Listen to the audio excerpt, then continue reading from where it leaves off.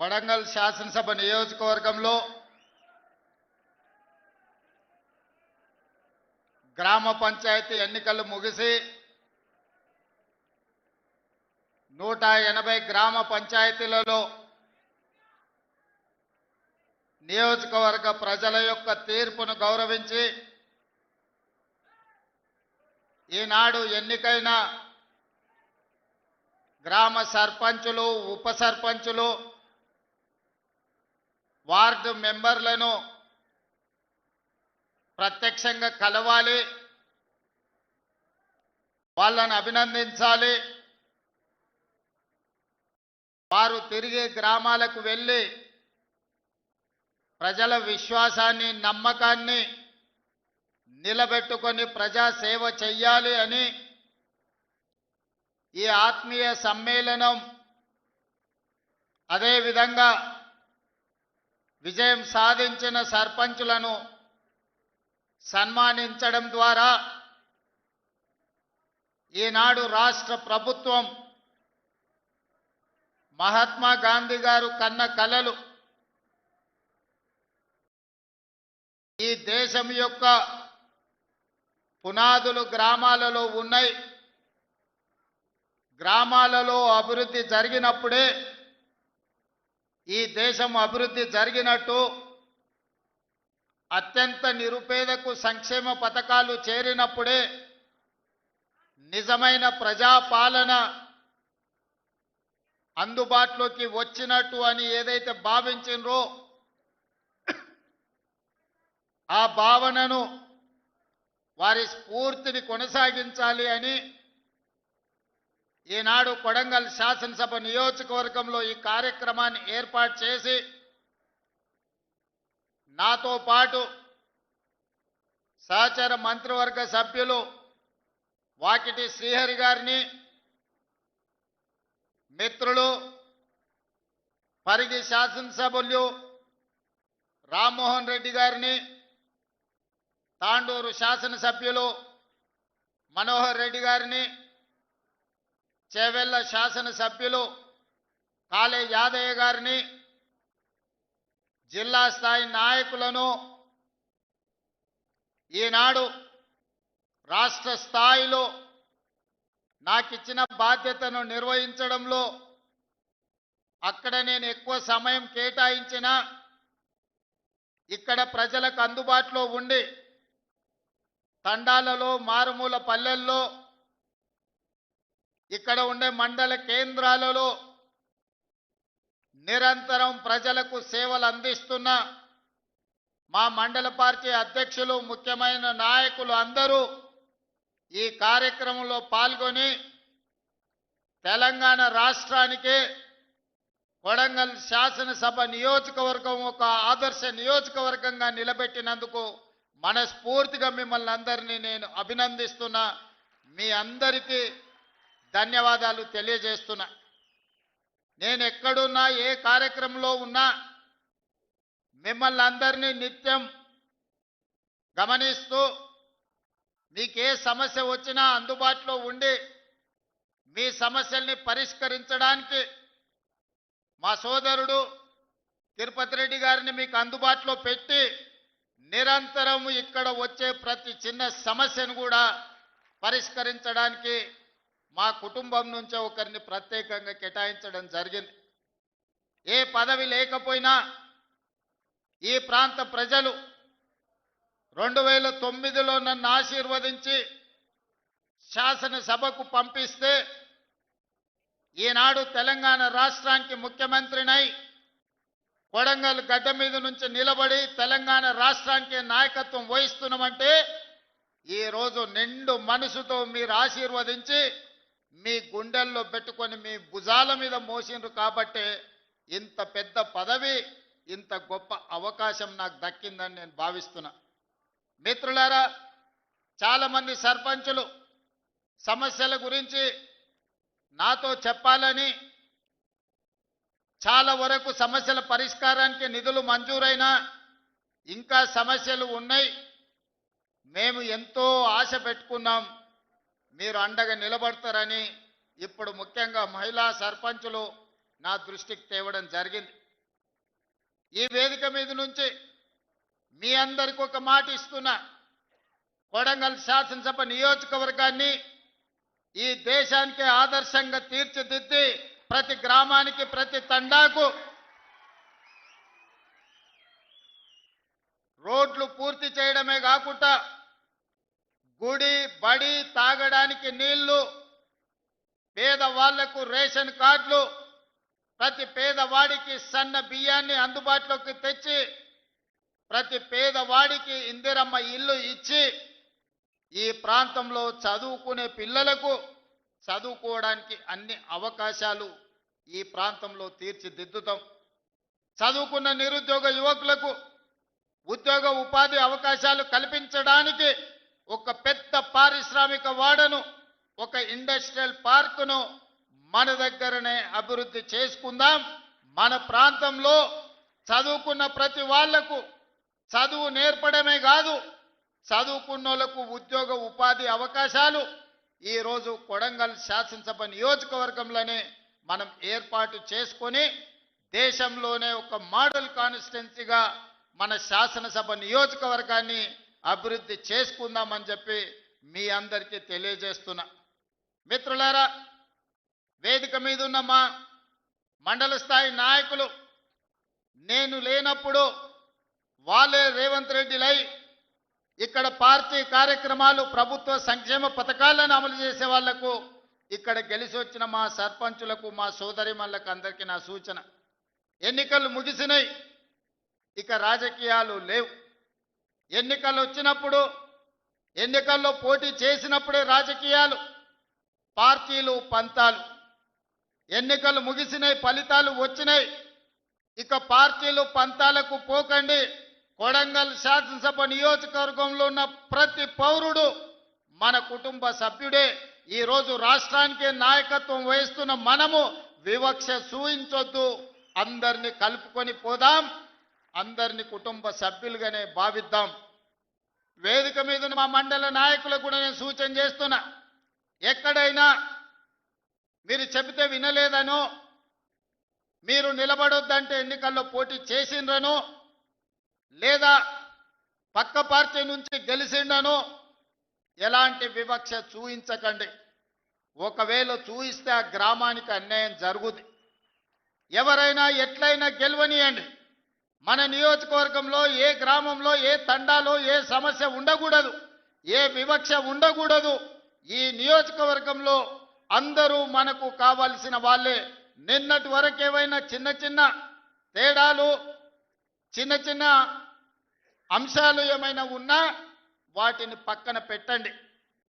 ఈరోజు మనము పెద్ద హోదాలో ఈ నియోజకవర్గం ఆశీర్వదిస్తే బాధ్యత నిర్వహిస్తున్నాం. పెద్ద హోదాలో మనం ఉన్నప్పుడు పెద్ద మనసుతో మనం వ్యవహరించాలి. చిన్న చిన్న విషయాలను, గ్రామ కక్షలను పెంచి పోషించకూడదు. గ్రామ కక్షలకు వ్యతిరేకంగా గ్రామాల అభివృద్ధికి పాటు పడే విధంగా ప్రతి గ్రామానికి ప్రతి తండాకు రోడ్డు, గుడి, బడి, నీళ్ల ట్యాంకు, చదువుకోవడానికి పిల్లలకు విద్య, వైద్యాన్ని అందించి ఈరోజు మనము ఉన్నతమైన నాణ్యమైన సేవలను ఈరోజు మనం ప్రజలకు అందించాలి. ఈరోజు నేను ఒకవేళ సమయం పూర్తి స్థాయిలో మీ దగ్గరికి రాలేకపోయి ఉండొచ్చు, కానీ నాకు తెలియని విషయం లేదు. 10 సంవత్సరాలు గెలిచినా ఓడినా మీ మధ్యలోనే ఉండి ప్రతి గ్రామం తిరిగిన, ప్రతి గ్రామం పేరు, ప్రతి తండా పేరు, ఆ గ్రామంలోనూ ఆ తండాలోనూ ఏ పార్టీకైనా మీరు పని చేసినా ఆ పార్టీ నాయకుల పేర్లు నాకు సంపూర్ణంగా తెలుసు. అందుకే 2009 నుంచి 2023 వరకు ఎక్కడ నిలబడ్డా, ఎక్కడ గెలవడానికి అవకాశం ఉన్నా మళ్ళీ ఇక్కడికే వచ్చి మీ మధ్యలోనే ఉండి ఇక్కడే ఎందుకు పోటీ చేసినా అంటే ఇది నా కుటుంబము, ఇది నా సొంత ప్రాణంతో సమానము. అందుకే కొడంగల్ శాసనసభ నియోజకవర్గం నుంచే తిరిగి ఎన్నికల బరిలో దిగిన. 2018లో కుట్ర జరిగి ఓటమి చెందినా మీరు నిండు మనసుతో మళ్ళీ మల్కాజ్గిరి పార్లమెంట్లో నిలబడితే వందలాది వేలాది మంది కార్యకర్తలు ఇక్కడి నుంచి అక్కడికి వచ్చి సొంత ఖర్చులు పెట్టుకొని ఇల్లు తిరిగి కాళ్ళకు దండం పెట్టి అక్కడ ఉన్న ఓటర్లకు మా కొడంగల్లో అనుకోని తప్పిదం జరిగింది, ఈ రాష్ట్రానికి నష్టం జరుగుద్ది, మా అన్న ఓడిపోతే మల్కాజ్గిరి పార్లమెంట్లో అని మీరే తిరిగి 35 లక్షల ఓట్లున్న మల్కాజ్గిరిలో 14 రోజుల్లో మళ్ళీ ఇక్కడి నుంచి వచ్చిన కొడంగల్ కార్యకర్తలే ఆనాడు అవిరాళమైన కృషి చేసి గెలిపించడం జరిగింది. కృతజ్ఞత తీర్చుకునే అవకాశం వచ్చింది. మీకు నిజంగా సేవ చేసే భాగ్యం నాకు కలిగింది. ఈరోజు నేను అనుకుంటే ఏదైనా చేయగలిగిన స్థాయిలో మీ ఆశీర్వాదంతో నేను ఉన్నా. ఇంతకంటే పెద్ద పదవి వచ్చేది లేదు, ఇంతకంటే మంచి అవకాశం దేవుడు ఇచ్చేది లేదు. ఇంత గొప్ప అవకాశం, ఇంత మంచి పని చేసే అవకాశం వచ్చింది ఈనాడు. అందుకే మా సర్పంచులకు, ముఖ్యంగా మా మహిళా సర్పంచులకు, ఇంజనీరింగ్ చదువుకున్న ఆడబిడ్డలు కూడా ఈరోజు సర్పంచులుగా గెలిచి ఉద్యోగాలు వదులుకొని ఈరోజు ప్రజా జీవితంలోకి వచ్చిండ్రు. వాళ్ళందరికీ నా సూచన ఒక్కటే, మీ గ్రామానికి ఏం కావాలనో మీరు ప్రణాళికలు సిద్ధం చేసుకోండి. ఈ వేదిక మీద నుంచి రాష్ట్రంలో గెలిచిన 12,706 మంది సర్పంచులకు నేను సూచన చేస్తున్నా, ప్రత్యేకంగా స్పెషల్ డెవలప్మెంట్ ఫండ్ చిన్న గ్రామాలకు 5 లక్షలు, పెద్ద గ్రామాలకు 10 లక్షలు యథావిధిగా మీ గ్రామాలకు వచ్చే నిధులు కాకుండా స్పెషల్ డెవలప్మెంట్ ఫండ్ ముఖ్యమంత్రి నిధి నుంచి మేజర్ గ్రామ పంచాయతీలకు 10 లక్షలు, చిన్న గ్రామ పంచాయతీలకు 5 లక్షలు నూతన సంవత్సరంలో మీకు ఇచ్చే బాధ్యత నాది అని ఈ వేదిక మీద నుంచి తెలియజేస్తున్నా. కేంద్ర ప్రభుత్వం నుంచి, రాష్ట్ర ప్రభుత్వం నుంచి వచ్చే నిధులకు ఈ నిధులు అదనం. ఇవాళ మీరందరూ గ్రామంలో ఏదో చెప్పుంటారు, ఎన్నికలకు పోయినప్పుడు ప్రభుత్వం నుంచి వచ్చే నిధులు మీకు సరిపోకపోవచ్చు, లేదా మీరు ఏదైనా ప్రత్యేక మాట ఇస్తే ఆ మాట నిలబెట్టుకోవాలంటే మీకు కష్టం అవుతుండొచ్చు.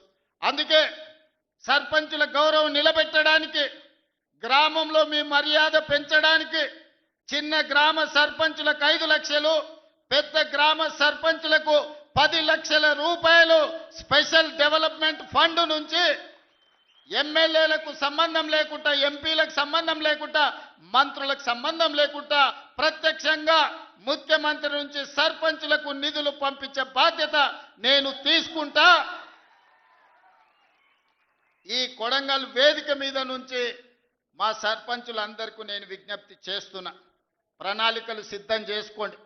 మీరు ఇచ్చిన మాట నిలబెట్టుకోవడానికి మీ గ్రామంలో దీర్ఘకాలికంగా వాయిదా పడుతున్న సమస్యను పరిష్కరించుకోవడానికి మీరు ఈ నిధులను ఉపయోగించండి. దాంతో మా సర్పంచ్ గారు ఇచ్చిన మాట నిలబెట్టుకున్నారు. ముఖ్యమంత్రి గారి నుంచే డైరెక్ట్గా ప్రత్యక్షంగా నిధులు తెచ్చుకోగలిగిన మా సర్పంచులని మీ గౌరవం నిలబడుతుంది, మీ మర్యాద పెరుగుతుంది.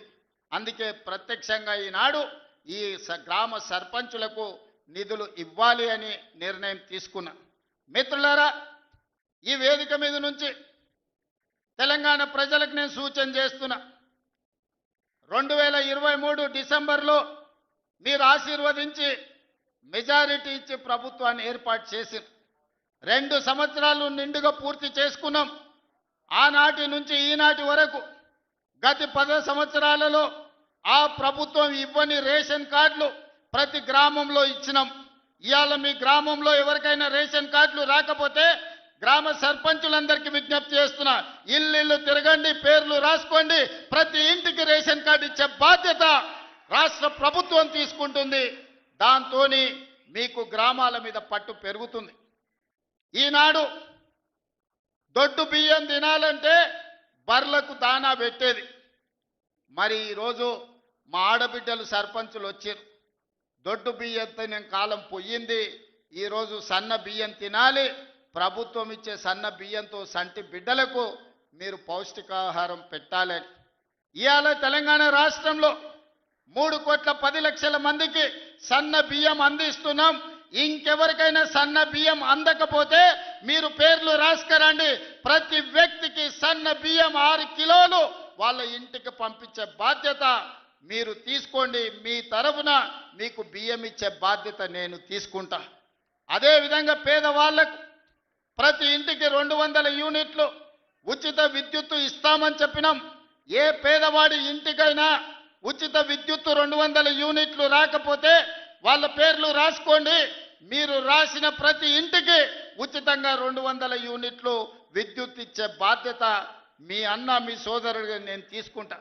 అదేవిధంగా రైతు భరోసా 9 రోజుల్లో 9,000 కోట్లు మీ ఖాతాలో వేయడం జరిగింది.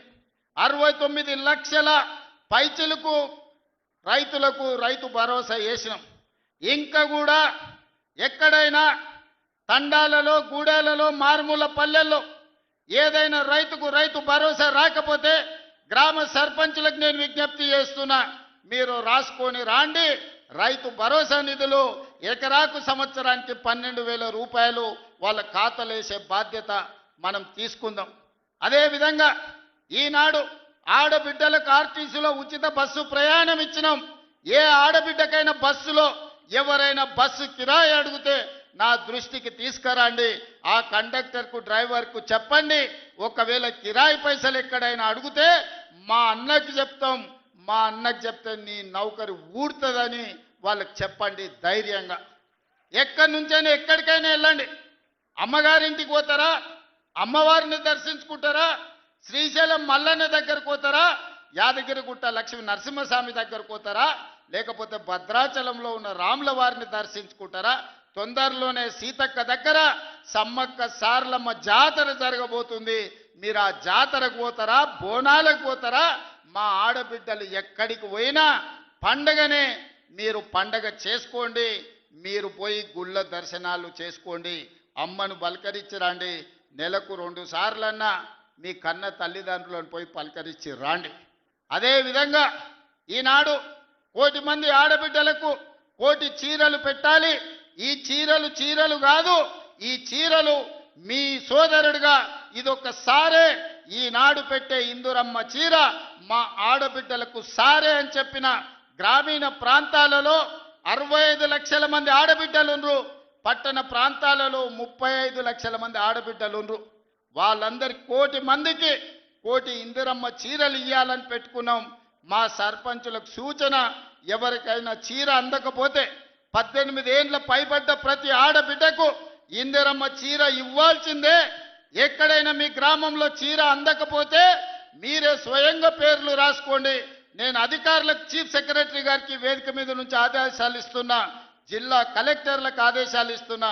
చీర రాని ప్రతి ఆడబిడ్డకు ఇంటికి చీర పంపించాలి. ఇది వాళ్ళ సోదరుడు పెడుతున్న సారే, మీ రేవంత్ అన్న పంపించిన చీర మీ కుటుంబానికి సారే అని చెప్పి ఈనాడు మీరు చెప్పాల్సిందిగా, చీరను చేరవేయాల్సిందిగా అధికారులకు నేను ఆదేశాలు ఇస్తున్నా. ఇవాళ మీ పిల్లల్ని పాఠశాలలకు పంపించండి, మీ పిల్లల్ని చదివించండి. చదువు ఒక్కటే మన జీవితాలలో వెలుగు తెస్తుంది. చదువు ఒక్కటే మన జీవితంలో మార్పుని తెస్తుంది. ఈ చదువే మన జీవితంలో వెలుగులు నింపుతుంది. ఇవాళ ఈ వేదిక మీద ఉన్న కలెక్టర్లైనా ఎమ్మెల్యేలైనా చిన్న చిన్న కుటుంబాల నుంచి వచ్చిండ్రు, కానీ వాళ్ళు చదువుకున్నారు, చదువును నిర్లక్ష్యం చెయ్యలే. అందుకే ఈనాడు మీ పిల్లలకు ఈ నియోజకవర్గంలో 25,000 మందికి పొద్దున్నే టిఫిన్ పెట్టి తల్లిదండ్రులు కూలి పనికి పోతే పిల్లలకు నాష్ట పెట్టారో అని ఇవాళ పొద్దున టిఫిన్ పెడుతున్నాం, మధ్యాహ్నం భోజనం పెడుతున్నాం. వచ్చే అకాడమిక్ ఇయర్లో రాష్ట్రం మొత్తం పిల్లలకు టిఫిన్తో పాటు మంచి భోజనం పెట్టి మీ పిల్లలకు మంచి చదువు చెప్పించే బాధ్యత ఈ ప్రభుత్వం తీసుకుంటుంది. మా సర్పంచులకు సూచన చేస్తున్నా, ప్రైవేటు పాఠశాలల్లో 1,000 రూపాయల ఫీజులు అడుగుతున్నారు. నాణ్యమైన విద్యను మనం ఇస్తాం, నాణ్యమైన భోజనం మనం పెడతాం. పిల్లల్ని ప్రభుత్వ పాఠశాలలకు తీసుకురండి, వాళ్ళకు కావాల్సిన వసతులు మనము ఏర్పాటు చేద్దాం. వాళ్ళకు నాణ్యమైన వసతులు ఏర్పాటు చేస్తేనే ఆ పిల్లలు చదువుకోవడానికి వస్తారు. మన రాష్ట్రం అభివృద్ధి జరగాలి అనంటే మన పిల్లలు చదువుకోవాలి. వాళ్ళు డాక్టర్లు, లాయర్లు, ఇంజనీర్లు కావాలి. వాళ్ళు ఐఏఎస్లు, ఐపీఎస్లు కావాలి. అధికారులై తెలంగాణ రాష్ట్ర పునర్నిర్మాణంలో భాగస్వాములు కావాలి. అప్పుడే వాళ్ళ జీవితాలలో మార్పు వస్తుంది, తల్లిదండ్రుల కళ్ళల్లో సంతోషము నిండుతుంది. కాబట్టి పిల్లల్ని అందరినీ చదివించుకోండి. అదేవిధంగా ఈనాడు రైతులకు సంబంధించి తెలంగాణ ఉద్యమమే నీళ్లు. తెలంగాణ ఒక పక్కన కృష్ణానది, ఇంకొక పక్కన గోదావరి నది. ఈ రెండు నదుల మధ్యన ఉన్నదే తెలంగాణ.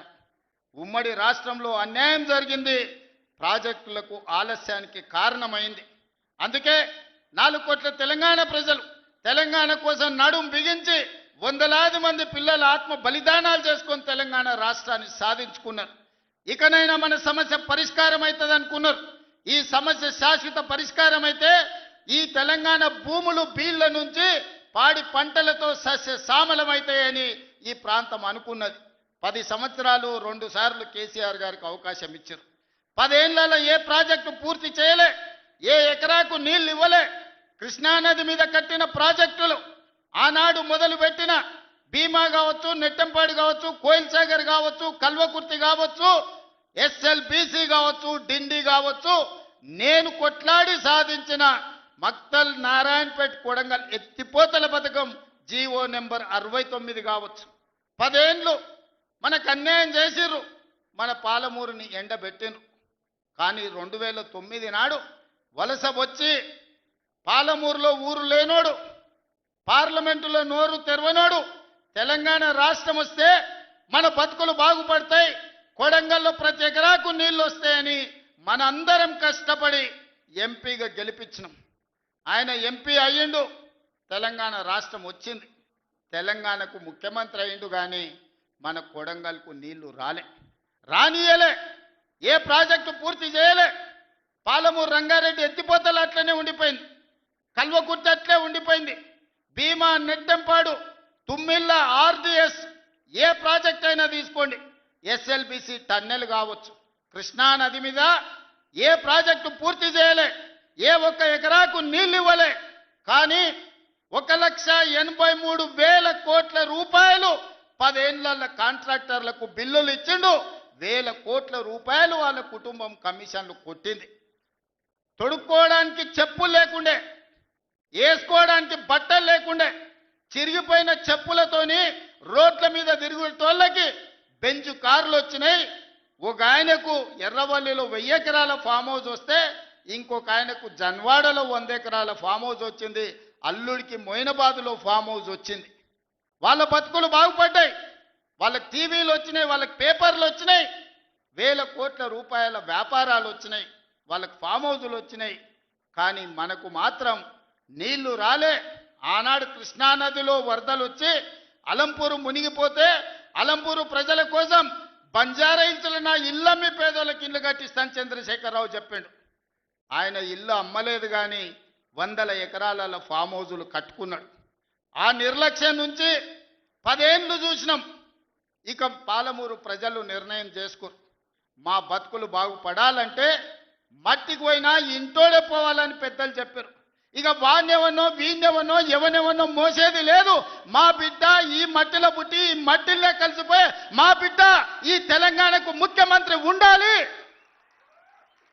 మా బిడ్డ ఉంటేనే మా సమస్యలు పరిష్కారం అవుతాయని పాలమూరు మొత్తం ఏకమై తెలంగాణకి ఒక స్ఫూర్తిగా నిలబడి ఈ జిల్లా నుంచి మీరు ఆశీర్వదించారు. కాబట్టి ఈనాడు తెలంగాణ రాష్ట్రంలో మనం ప్రభుత్వాన్ని ఏర్పాటు చేసినాం.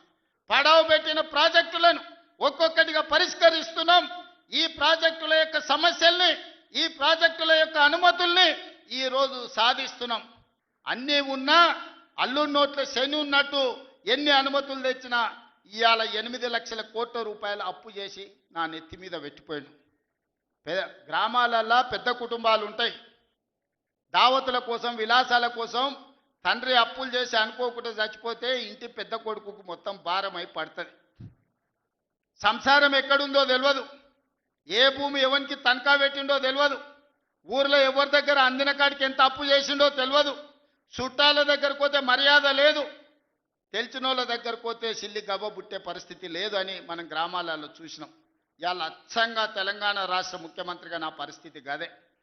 అనుకోకుండా కుటుంబ పెద్ద కోల్పోతే ఇంటి బాధ్యత నెత్తి మీద పడితే అప్పుల ఊబిలో కూరుకపోతే సమాజంలో కష్టపడి దుక్కి దున్ని పంట పండించి ప్రతి ఒక్కరిని కలుపుకొని పోయి సంసారాన్ని నడిపించడానికి పెద్ద కొడుకు ఎట్లా ప్రయత్నం చేస్తాడో ఈ 2 ఏళ్లలో ఒక్క రోజు కానీ ఒక్క గంట కానీ సెలవు తీసుకోకుండా రోజుకు 18 గంటలు పనిచేసి తెలంగాణ రాష్ట్రాన్ని ఇవాళ దేశంలోనే ఒక గౌరవప్రదమైన స్థానానికి తీసుకొచ్చినాం. కానీ ఆయన 10 ఏళ్ళు సృష్టించిన గందరగోళం, చేసిన అప్పులు, తీసిన పరువు నిలబెట్టాలంటే ఇది సరిపోదు. కష్టపడుతున్నాం. దుక్కి దున్నంగానే పంట వండుతుందా? ఇతనాలు జల్లాలి, అదును అవ్వాలి, ఇతనాలు జల్లాలి, కాలం కలిసి రావాలి, పంట వండాలి. ఒకవేళ పంట వండినా కోతకొచ్చిన సమయంలో అకాల వర్షం వడగండ్ల వాడల పడితే పండించిన పంట కూడా నేలపాలే అవుతుంది. కాలం కూడా, దేవుడు కూడా మనల్ని ఆశీర్వదించాలి. ఇవాళ తెలంగాణలో కాలం కలిసి వచ్చి దేవుడు ఆశీర్వదించిండు కాబట్టి ఇవాళ కష్టపడ్డాం. మొన్న ఆయన వచ్చిండు 2 ఏళ్ళ తర్వాత. ఏదో మంచి చెప్తాడేమో అనుభవంతో నేను అనుకున్నా. పెద్ద మనిషి కదా, మనం కూడా ఈ మధ్యకాలంలో ఎప్పుడేం అనలేదు. ఏదైతే మీకు చెప్పినో అంతకంటే ముందు నా మీద 181 కేసులు పెట్టిండు. చెంచల్గూడ, చెర్లపల్లి జైల్లో బంధించిండు. ఎన్నో రకాలుగా సతాయించాడు. నన్నే కాదు, నా కుటుంబాన్ని కూడా పట్టి పీడించాడు. కానీ బాధ్యత వచ్చినాక ఆలోచన చేసిన, నా కోపాన్ని, నా బాధను దృష్టిలో పెట్టుకొని ఇవాళ పగ సాధించే కార్యక్రమాలు మొదలు పెడితే ఆయన పై వలగొట్టే పని పెడితే రాష్ట్రానికి నష్టం జరుగుతుందని తూవాన్ పాపన వాడు పోతాడు, పోని మనం మంచి పని చేయాలి. దేవుడు శిక్ష ఇచ్చిండు. నేను ప్రమాణ స్వీకారం చేసినాడే కూలబడ్డాడు, నడువిరిగింది. ఇంతకంటే పెద్ద శిక్ష నేను జైలు వేసినా అయ్యేదేం లేదు. ఆయననే ఫామ్ హౌస్ను ఒక బందీఖానగా మార్చుకొని చుట్టూతో నా పోలీసులే ఉన్నారు, లోపల ఆయన ఉన్నాడు.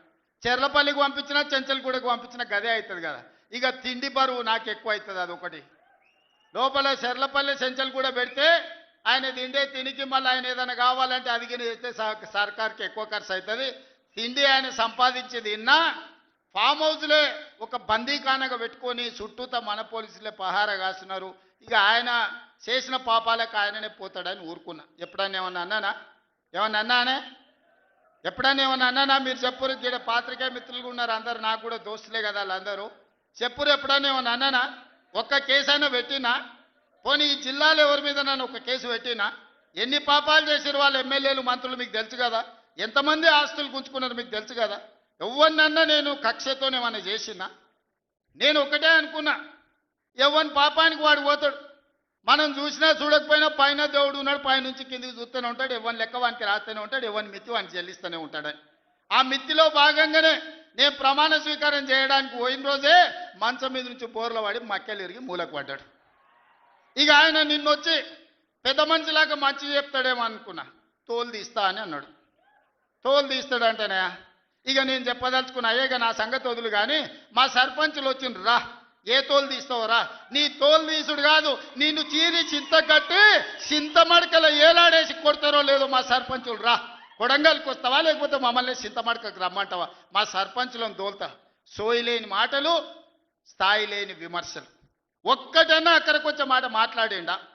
10 ఏళ్ళు నువ్వు పూర్తి చేస్తే, 10 ఏళ్ళు ఎస్ఎల్బి పూర్తి చేస్తే నల్గొండకు 4 లక్షల ఎకరాలకు నీళ్లు వచ్చేది. 10 ఏళ్ళు పాలమూరు రంగారెడ్డి పూర్తి చేస్తే పాలమూరు జిల్లాలో 10 లక్షల ఎకరాలకు వచ్చేది. కల్వకుర్తి పూర్తి చేస్తే 3.5 లక్షలకు వచ్చేది. భీమా పూర్తి చేస్తే 2 లక్షలకు వచ్చేది. కోయిల్ సాగర్ లేకపోతే ఏది చేసినా, నెట్టంపాటు చేసినా, నా మక్తల్ నారాయణపేట కొడంగల్ పూర్తి చేస్తే 1.5 ఎకరాలకు మాకు నీళ్ళు వచ్చి ఇవాళ కందులు వండించి, జొన్నలు వండించి, కల్తీ కళ్ళు తాగి బతికే పరిస్థితి మాకెందుకు ఉంటుండే? మేము కూడా మీ లెక్కనే మంచిగా పంటలు వండించేటోళ్ళం, మంచి బట్టలు తొడుక్కునేటోళ్ళం. మేము కూడా మా పిల్లల్ని చదివించుకునేటోళ్ళం. 10 ఏళ్ళు పగబట్టి నారాయణపేట మక్తల్ ప్రాజెక్టును ఈనాడు పక్కన పెట్టి 69 జీవోను తుంగలో దొక్కితే ఊరూరు ఎత్తిపోతల పథకం కోసం మా కార్యకర్తలు, ఈ ప్రాంత రైతులు ధర్నాలు చేయలేదా? పార్టీలకు అతీతంగా 69 జీవో కోసం కొట్లాడలేదా? నీ సొమ్మె ఏం పోయిందా? మాకు నీళ్ళు ఇవ్వాలంటే నీకు ఇంత కడుపు నొప్పా? నువ్వు మళ్ళీ బయటకు వచ్చి ఇవాళ ఆయన తోలు తీస్తా అంటు. తోలు నాది కాదు, కానీ ఆ షేక్పేటలో మటన్ కొట్టు మస్తాన్ ఉంటాడు. ఆయన రోజు మేకలను కోసి మండి నడుపుతుంటాడు. ఆయన చెప్పిన కేసీఆర్ ఖాళీగా ఉన్నాడంటనే తోలు తీస్తాడంట.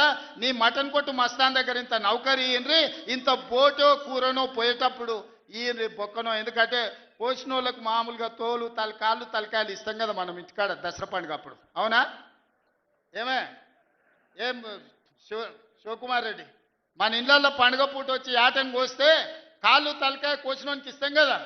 ఇక మటన్ కొట్టు మస్తాన్ కూడా చెప్పిన, ఆ కేసీఆర్ ఖాళీగా ఉన్నాడంటేనే 2 ఏళ్ళు ఫామ్ హౌస్లో ఏం చేస్తుండంటే తోలు తీసేది ప్రాక్టీస్ చేసిండంట, తోలు బాగా తీస్తాడంట. నీ మటన్ కొట్టులో ఈ తోలు తీస్తాడు, కాళ్ళు తలకాయలు మాత్రం ఉచితంగా సాయంత్రం పోతే దావతులో బోటిగిన ఏమైనా కొట్టుకొని సాయంత్రం 2 వేసేటప్పుడు తీసుకుంటాడేమో అని. 40 ఏళ్ళ అనుభవం అంటావు, రాష్ట్ర మంత్రి చేసిన అంటావు, కేంద్ర మంత్రి చేసిన అంటావు, 10 ఏళ్ళు ముఖ్యమంత్రిని చేసిన అంటావు, తెలంగాణ రాష్ట్రాన్ని సాధించిన అంటావు. నేను ఆడ ఫ్యూచర్ సిటీ కడుతున్నాను అంటే తొక్క తోలు, వాడెవడో వస్తాడంటే వంతారనా బొంతారనా ఇవనే ఒక మాజీ ముఖ్యమంత్రి స్థాయిలో మాట్లాడే మాటలు మాకు రావనుకుంటున్నావా? మర్యాద ఉండదని మేము మాట్లాడతలేం, మర్యాద ఉండదని ఇవన్నీ విషయాలు మేము మాట్లాడతలేం. కానీ మొదలు పెడితే నువ్వు కాదు కదా నడువుకు రాయి కట్టుకొని ఆడ ఉన్న మల్లన్న సాగర్లో దుంకి చచ్చిపోతావు. మల్లన్న సాగర్ కాకపోతే రంగనాయ సాగర్లో మెడకు తాడేసుకొని ఊరేసుకొని చచ్చిపోతావు. చంద్రశేఖరరావు గారు, నన్ను గెలకకు, నేను అన్నీ చూసిన. ఎక్కడి నుంచి వచ్చిన నేను? నల్లమల్ల అడవుల నుంచి వచ్చిన. జడ్పీటీసీ గెలిచిన, ఎమ్మెల్సీ గెలిచిన, ఎమ్మెల్యే గెలిచిన, ఎంపీ గెలిచిన, తెలంగాణ రాష్ట్రానికి ముఖ్యమంత్రి అయినా. అమాం బాపత్ గాని కాదు, అక్కడి నుంచి వచ్చి అమెరికాలో అంట్లుదోమ వస్తే అయ్య పేరు చెప్పి మంత్రి అయినోని కాదు. ఊర్లో దుక్కి దున్ని కష్టమంటే తెలిసి రైతులలో నుంచి వచ్చినోని రైతు బిడ్డను. నాతోని తమాషాలు చేయకు. దుబాయ్ పాస్పోర్ట్ బ్రోకర్ల దందా చేయలే, రియల్ ఎస్టేట్ బ్రోకర్ దందా చేస్తుంది ప్రభుత్వం అంటున్నాడు. రియల్ ఎస్టేట్ వ్యాపారం పెంచుతుంది, రియల్ ఎస్టేట్ ఆదాయాన్ని పెంచుతుంది, రియల్ ఎస్టేట్ అభివృద్ధిని తీసుకొస్తుంది. నీ కొడుకేమో హైదరాబాద్లో రియల్ ఎస్టేట్ వాడిపోయిందంటావు, నువ్వు వచ్చేమో ఈ ముఖ్యమంత్రి రియల్ ఎస్టేట్ దందా చేస్తున్నాడు అంటాడు. ఇదేమన్నా పాస్పోర్ట్ బ్రోకర్ల దందానా? నేను ఎవరినేం దుబాయ్కి పంపుతా అని మోసం చేయలే. భూములు, ప్రభుత్వ భూములు పరిశ్రమలు పెట్టడానికి రైతులు అడిగిన నష్టపరిహారం ఇచ్చి నిన్నగాక మొన్న మక్తల్ నారాయణపేట కొడంగల్ ప్రాజెక్టుకు 12 లక్షలు ఇస్తామన్నాం. మా రైతులందరూ కాదు కూడదన్నారు. ఏం కావాలన్నా అడగమని మా శ్రీహరికి, మా శివకుమార్ రెడ్డికి చెప్పిన, మా పర్ణికమ్మకి చెప్పిన. వాళ్ళు పోయి మాట్లాడిను. వాళ్ళు అడిగింది నాకు వచ్చి చెప్పురన్న. వాళ్ళు 20 లక్షల ఎకరం కావాలన్నారు. పిలిచి క్యాబినెట్లో పెట్టి ఎకరాకి 20 లక్షల దాకా ఇచ్చి 96% ప్రజలు ఏకగ్రీవంగా ఆమోదిస్తే వాని భూమి పోయిన దుఃఖంలో ఉంటాడు, 10 రూపాయలు ఎక్కువ ఇవ్వాలని 20 లక్షల ఎకరాలాగా చెల్లించి. నిన్నగాక మన లగచర్లలో లేకపోతే హకీంపేటలో పోలేపల్లె భూమి తీసుకున్నాం. మొదట్లో 7 లక్షలు అన్నారు. అధికారులతో పంచాయతీ పెట్టుకోరు. పాపం తెలిసి తెలియక వాళ్ళు చేసిన అబద్ధాలకు ఈరోజు పంచాయతీ పెట్టుకోరు. చివరికి అడిగినాం, 20 లక్షలు 22 లక్షలు కావాలని ఇచ్చినాం. ఇందిరమ్మ ఇల్లు కావాలన్నారు, ఇచ్చినాం. అక్కడ అభివృద్ధి ఏం కావాలన్నో చేస్తామని చెప్పినాం. ఆడకు జూనియర్ కాలేజ్ ఇచ్చినాం, మెడికల్ కాలేజ్ ఇచ్చినాం, ఇంజనీరింగ్ కాలేజ్ ఇచ్చినాం, డిగ్రీ కాలేజ్ ఇచ్చినాం, అగ్రికల్చర్ కాలేజ్ ఇచ్చినాం, వెటర్నరీ కాలేజ్ ఇచ్చినాం. ఈరోజు సైనిక్ స్కూలు ఈ రాష్ట్రంలోనే లేదు. సైనిక్ స్కూల్ని కూడా ఈరోజు లగచర్ల కాడికి తీసుకొచ్చి పెట్టినాం. ఇవాళ రాష్ట్రంలోనే ఒక ఆదర్శంగా 250 ఎకరాలలో ఒక ఎడ్యుకేషన్ హబ్ కడుతున్నాం. ఈరోజు మేం పోయి ఆ ఊరికో ఈ ఊరికో ఆ పట్టణానికో పోయి చదువుకున్నాడు కాదు, తెలంగాణ రాష్ట్రంలో నలుమూలల నుంచి కొడంగల్కి వచ్చి చదువుకునేటట్టు ఒక ఎడ్యుకేషన్ హబ్బే ఈరోజు కొడంగల్లో గడుతున్నాం. ఇది మా విధానం. మేము కక్షల రాజకీయం చేయం, ఎవరి మీద కక్ష కట్టం. ఎవరి పాపానికి వాడు పోతాడని దేవుడి మీద నమ్మకంతో కష్టాన్ని నమ్ముకున్నోళ్ళం. కొడంగల్ ప్రజలు రోజుకో 2 గంటలు ఎక్కువ పని చేసేటోళ్ళే కానీ ఎవరిని సొమ్ము ఆశించేటోళ్ళు కాదు. ఎవరి గురించి మేము ఆలోచన చేయం, మా పని మేము చేసుకుంటాం. కానీ మా పని మేము చేస్తుంటే కూడా కాళ్ళలో కట్టె పెట్టిర్రు అనుకో, ఇక మా సంగతి అయితే చూపుతామయ్యా. ఏమంటారు? అంతేనా? అంతేనా? 2 ఏళ్ళు ఏమన్నా అన్నానా? ఆయన మన బయటకు వచ్చి ఇక చూస్తా, తోలు తీస్తా, తాట తీస్తా, ఇక నీ సంగతి చెప్తా అన్నాడు. రా బిడ్డ రా, రా రెడీగా ఉన్నారా, ఇక అందుకే కొడంగల్ నుంచే చెప్తాం నీకు అని చెప్పి 3 రోజుల నుంచి మాట్లాడలేదు. ఇవాళ మాట్లాడుతున్నా. ఆయన కొడుకు చెప్తున్నాడు, మైకు ముందలకు వస్తలేడు, ఆయన దాచుకున్నాడు అని. నీ ముఖం ఎప్పుడైనా చూసుకున్నావులా అద్దంలా? పేడమూతి బోడిలింగం, నువ్వు కూడా నా గురించి మాట్లాడతావా? నీవెంత, నీ స్థాయి ఎంత?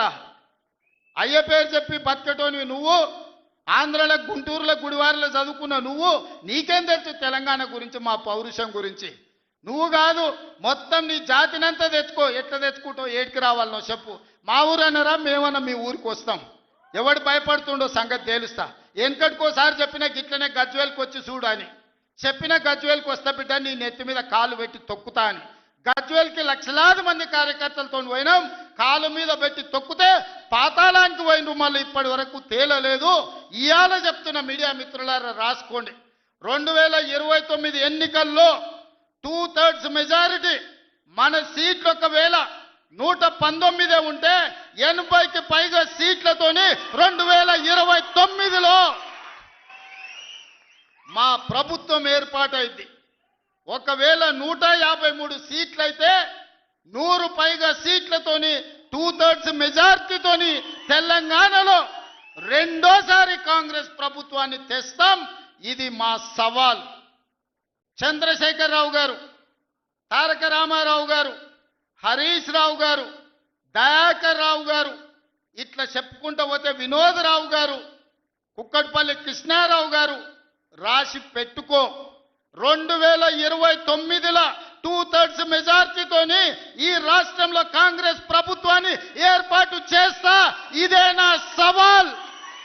శాతనైతే కాసుకో బిడ్డ. నీ రాజకీయం ఏందో నేను చూస్తా. నేను రాజకీయం చేసినంత కాలం ఈ కల్వకుంట చూసేటోళ్ళు కాలకుంట విషం లాంటి కేసీఆర్ కుటుంబాన్ని అధికారులకు రానివ్వను. ఇదే నా శపథం, ఇదే నా శపథం. కొడంగల్ బిడ్డగా ఈ గడ్డ మీద నుంచి నేను శపథం చేస్తున్నా. నేను రాజకీయాలలో ఉన్నంతసేపు రాబోయే ఎన్నికల్లో కేసీఆర్ కుటుంబానికి అధికారం అనేది ఇక కళ. బీఆర్ఎస్ పార్టీ, కేసీఆర్ చరిత్ర గతమే. మీ పార్టీకి మీకు భవిష్యత్తు లేదు. ఎవడైనా చర్చించుకుంటే పొద్దుపోనప్పుడు మాట్లాడుకోవడానికి పనికొచ్చే చరిత్రనే తప్ప భవిష్యత్తు తెలంగాణ రాష్ట్రానికి నీ తరఫున ఒరిగేది ఏమీ లేదు. బీఆర్ఎస్ కేసీఆర్ గతమే, తెలంగాణ భవిష్యత్తు కాంగ్రెస్. మీ గత చరిత్రతోని ఈడ ఒరిగేదేం లేదు. వెనకటికెవడో అన్నాడంట, మా తాతలు నేతులు దాగినరు, మీరు వచ్చి మా మూతులు నాకండి అని. అట్లా ఉన్నది. నిన్ను అసెంబ్లీలో ఓడగొట్టినాం, పార్లమెంట్లో గుండు సున్ని ఇచ్చినాం, మన కంటోన్మెంట్లో బండకేసి కొట్టినాం, మొన్న జరిగిన జూబ్లీహిల్స్లో బోడబండలో బండ కింద వాతి పెట్టినాం. నిన్నగాక మొన్న జరిగిన సర్పంచులల్లా 12,726లో 8,335 సర్పంచులను గెలిపించుకున్నాం. సిగ్గు లేదు, ఇన్నిసార్లు ఓడగొట్టినా ఇంకా సిగ్గు లేకుండా బయటకు వచ్చి కింద పడ్డ పైకాలు నాదే అని వెనకటికి ఓడో అన్నాడట. ఇట్లాంటి ఊకదంపుడు ఉపన్యాసాలు, పొంకనాలు వెనకడికి ఓడో పొంకనాల పోషిగాడు చెప్పినట. నాకున్నాయి 3 ఏట్లే కానీ 36 దొడ్లు ఉన్నాయని చెప్పినట. ఇవన్నీ కళ్ళు కాంపౌండ్లో చెప్పుకోవడానికి బాగుంటాయి, కాలక్షేపం చేయడానికి. కళ్ళు కాంపౌండ్ మాటలు మాట్లాడకండి తండ్రి కొడుకులు. ఇవన్నీ మేము చూసినాం. శాతనైతే రాండి, ఏందో చెప్పు, దాని ప్రకారం చేద్దాం. 29లో తేల్చుకుందాం ఇవాళ చెప్తున్నా. కాబట్టి ఇప్పటికైనా చంద్రశేఖరరావు గారు, మీ వయసుకు గౌరవిస్తాం, మీ అనుభవానికి గౌరవిస్తాం. ప్రతిపక్ష నాయకుడు నీకు హోదా ఉన్నది. శాసనసభ సమావేశాలు ఏర్పాటు చేసినాం. 29 నుంచి చర్చలు రాబోతున్నాయి. 29 నాడు నువ్వు అడిగి ఎన్ని రోజులు సభ జరుపుదామో, నువ్వు అడిగినన్ని రోజులు అసెంబ్లీ నడిపిస్తా. నువ్వు చెప్పిన అన్ని చర్చ పెడదాం, ముఖాముఖి చర్చ చేద్దాం. వెనకంగా మాట్లాడు వెనక కూర్కుడు కాదు. నీళ్ల మీద మాట్లాడతామా, నియామకాల మీద మాట్లాడతామా, నిధుల మీద మాట్లాడతామా, తెలంగాణలో జరిగిన అభివృద్ధి మీద మాట్లాడతామా, రైతు భరోసా మీద మాట్లాడతామా, రైతు రుణమాఫీ మీద మాట్లాడతామా, లేకపోతే ఆడబిడ్డలకు ఇచ్చిన ఉచిత బస్సు మీద మాట్లాడతామా, లేకపోతే నువ్వు ఏం కోరుకుంటావో చెప్పు, షాదీ ముబారక్ మీద మాట్లాడతామా, కళ్యాణ లక్ష్మి మీద మాట్లాడతామా, ఇందిరమ్మ ఇండ్ల మీద మాట్లాడతామా, దేని మీద మాట్లాడతామో చెప్పు, నేను సిద్ధంగా ఉన్నా. చర్చిద్దాం, దేశానికి ఆదర్శంగా నిలబడదాం, సమస్యల మీద మాట్లాడదాం, ఎవరు ఏం చేసినరో చెప్పుకునే అవకాశం కల్పిస్తాం. రాండి, మీరు మొహం చాటేసి ఫామ్ హౌస్లో పడుకొని మీరు ఖాళీగా ఉన్నప్పుడు పార్టీ ఆఫీసులు వచ్చి 10 మంది చెంచాలను పెట్టుకొని ఆ 10 మంది చెంచగాళ్ళ ముందల నువ్వు పొంకనాలు కొట్టుడు కాదు. నిజమైన చర్చ అసెంబ్లీలో చేద్దాం. ప్రజలు ఎన్నికలు ముగిసినాయి, అసెంబ్లీలో చర్చ చేయమని చెప్తారు. ఎవరు ఏం మాట్లాడతారో ప్రజలు వింటారు. విఘ్నులైన ప్రజలు తీర్మానం చేస్తారు. ఇలా సర్పంచులు అయిపోయినాయి, గ్రామ సభ పెట్టి సమస్యలు పరిష్కరించాల్సిన వాళ్ళు మళ్ళా సందు సందు ఇల్లు తిరుగుతుందా అంటే ఏమన్నా అర్థం ఉందా? సర్పంచులారా మీరు చెప్పండి. ఇల్లు తిరిగినరు, ప్రజల దగ్గరకు పోయిరు, ప్రతి తలుపు తట్టినరు, ప్రతి గుండెకి చేరు, నమస్కారం పెట్టిరు, గెలిస్తే వాళ్ళు తీర్పిచ్చారు, మీరంతా సర్పంచులు అయ్యారు. గ్రామ సభ పెట్టి గ్రామ పంచాయతీలో మాట్లాడుకోవాలి, అంతేనా? వార్డు మెంబర్లు, ఉప సర్పంచ్, సర్పంచ్ కూర్చొని మాట్లాడుకొని ఏ సమస్యలున్నా పరిష్కరించుకుంటాం. అది ఇచ్చిపెట్టి మళ్ళీ ఎవడో పోరంబోకోడు ఇల్లు తిరుగుదాం రా అంటే పోతారా? ఇవాళ కేసీఆర్ కూడా గట్టే మాట్లాడుతుండు. ఈడ మాట్లాడదాం రావంటే రంగారెడ్డి జిల్లాలోటి, పాలమూరులోటి, నల్గొండలోటి ఆయన మీటింగులు పెడతాడంట. నువ్వు మీటింగులు పెట్టకపోతే సంతలో పోయి బర్లను కాసుకో, మేము వద్దంటున్నామా? మాదేం పోయింది? నీకు పొద్దు పోకపోతే మా కల్వకుర్తి సంతల్లో, కొడంగల్ సంతల్లో, ఇటకెళ్ళ మా ఎడ్ల సంతలు బొచ్చడు ఉన్నాయి. మత్తల్లో కూడా లేదు. పెబ్బేర్లో పెద్ద సంత ఉన్నది, పసల సంత. పోయి ఆడ పసల కాడ పోయి బర్రం కాసుకోపో, నేను వద్దంటున్నానా? నాదేం పోయింది? నీకు ఎట్లాగూ పని లేదు, ఖాళీగా ఉన్నావు. ఖాళీగా ఉన్నాడు పోయి ఆ పెబ్బేరు సంతలో బర్రెలు కాసుకోపో, బర్రెలు కొనుక్కోపో, నేను వద్దానన్నా? చర్చ చేయడానికి సభ ఉంది, అర్థవంతమైన చర్చలు చేద్దాం. తెలంగాణ ప్రజలకు వివరిద్దాం. అప్పుల మీద వివరిద్దామా, అభివృద్ధి మీద వివరిద్దామా, ఉద్యోగ నియామకాల మీద వివరిద్దామా, నీళ్ల మీద వివరిద్దామా, నువ్వు కట్టి కూలిన కాళేశ్వరం మీద మాట్లాడదామా, టెలిఫోన్ ట్యాపింగ్ మీద మాట్లాడదామా, సొంత బిడ్డనే ఇంటల్లుడు ఫోన్ ట్యాపింగ్ చేసినోడు ఇంతకంటే సిగ్గులేనోడు ఉంటాడా అని వాళ్ళు చెప్తారు. ఓ పక్కన నేను 1 కోటి మంది ఆడబిడ్డలకు చీర పెడతా, సారె పెడతా నేనంటే ఉన్నొక్క చెల్లెల్ని ఇంట్లోకెళ్ళి బయటకు వెళ్ళగొట్టిన వాడు ఆస్తిలో వాటా అయ్యేస్తుంది. గంత పనికిమాలినోడు, సొంత చెల్లెలకే చీర పెట్టలేనోడు, సొంత చెల్లెలకే పండుగ పూట బుక్కెడు బువ్వ పెట్టినోడు వాడు కూడా ఒక మనిషా? మా ఆడబిడ్డలను ఆలోచన చేయమని అంటున్నా. ఏం ఆశిస్తామమ్మ పుంటింటి కాడ మనం? చెప్పురి. మెట్టింటికి వచ్చిన తర్వాత పండుగ పూట ఇంత బుక్కెడు బువ్వ పెడతాడు, మా అన్ననో తమ్ముడో ఉంటే చీర పెడతాడు, ఇంటి ఆయన ముందర ఇజ్జత్ పోకుండా ఉండని కానీ కోరుకుంటాం, గంతేనా? వాళ్ళ ఆస్తి అడుగుతామా? వాళ్ళ ఆస్తి అడుగుతామా? ఆడపిల్లలు మీరు సగం మంది సర్పంచులు ఉన్నారు కదమ్మా, ఆడపిల్లలారా మీరు చెప్పండి. పుట్టింటి గౌరవం నిలబెట్టడానికైనా ప్రయత్నం చేస్తారు కదా మీరు మీ అత్తగారింటి కాడ. వాళ్ళ ముందర మీకు ఇజ్జత్ లేకుండా పండుగ పూట తల్లిదండ్రులు వాడు అన్ననో తమ్ముడో ఉంటే పండుగకి ఇంటికి కూడా విలువకపోతే మీ అత్తగారి ఇంటికాడ, పక్కింటి కాడ, తోటికోడల ముందర ఇజ్జత్ పోతుంది. అమ్మ గిత్త కంటే అవమానం ఉంటుందా? ఓ పిలిచో సారి చీర పెట్టకపోయినా మీరే కూడా పెట్టుకుని ఉంటే వానికి ఇచ్చో చీర కొని నువ్వు పెట్టినట్టు అన్న చేయరా అంటాం. పుట్టింటి ఇజ్జత్ ఎవరన్నా తీస్తారా? ఏ ఆడబిడ్డనైనా, తెలంగాణలో ఉన్న ఆడబిడ్డ ఎవరైనా ఎంత కష్టమని ఉండని, ఎంత నష్టమని ఉండని, పుట్టింటి ఇజ్జత్ నిలబెట్టడానికైనా ప్రయత్నం చేస్తుంది కదా. మీరు అందరు కూడా తెలంగాణ ఆడబిడ్డలే కదా. ఇవాళ ఇంతో అంతో తండ్రి గాలికి సంపాదించిన దాంట్లో వాటా ఇవ్వాల్సి వస్తుందని మెడలు పట్టి దొబ్బితీవి నీ సొంత చెల్లెలు. నీ సొంత చెల్లెలకే సమాధానం చెప్పలోని ఆయన నాకు సవాలు ఇసురుతున్నాడు. ఈ అవ్వ లాగులో తొండలు ఇచ్చి కొత్త బిడ్డ నేను అనుకుంటున్నావేమో. నా సంగతి ఇంకా తెలియదు, మీ నాయనని అడిగి ఇంటికి పోయి చెప్తాడు. అమెరికాలో బాత్రూమ్లు అడిగినట్టు అనుకుంటున్నావు నాతో మాట్లాడు అంటే, నేనేదో మంచుకుంటుండే పోని అవల పోరోడు గాలికి తిరిగేటోడి గాలికి అంతో నాకెందుకని ఇవన్నీ వేషాలు. ఇంకా పక్కలో ఒక నలికుట్లోడు ఉంటాడు, 6 అడుగులు ఉన్నా అనుకుంటాడు, అంత తలకాయ ఎక్కడుందో నాకు తెలియదు. కేసీఆర్ వచ్చి గర్జించిందంట, గర్జనకు నేను పోయి లోపల దాచుకున్నంట. ఇక కేసీఆర్ గర్జనలు గర్జించినట్టు లేవురా నాయన.